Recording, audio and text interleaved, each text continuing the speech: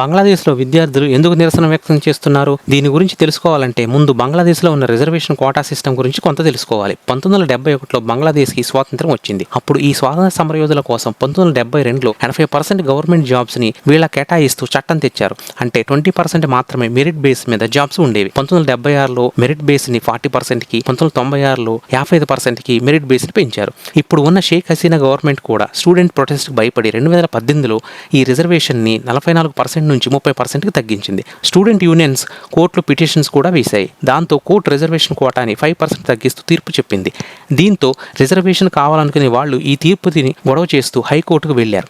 అప్పుడు హైకోర్టు 30% కోటాని తిరిగి ఇవ్వాలని చెప్పింది. ప్రభుత్వ ఉద్యోగాల్లో 30% కోటాని తిరిగి ఇవ్వడాన్ని నిరసిస్తూ విద్యార్థులు నిరసనల మధ్య హింసాత్మక ఘర్షణలో వందల మందికి పైగా మరణించారు. ప్రభుత్వ ఉద్యోగాల్లో కోటాలను 5% తగ్గిస్తూ బంగ్లాదేశ్ సుప్రీంకోర్టు తీర్పు చెప్పింది. కానీ అప్పటికే జరగాల్సిన నష్టం జరిగిపోయింది. ఇలాంటి మంచి కంటెంట్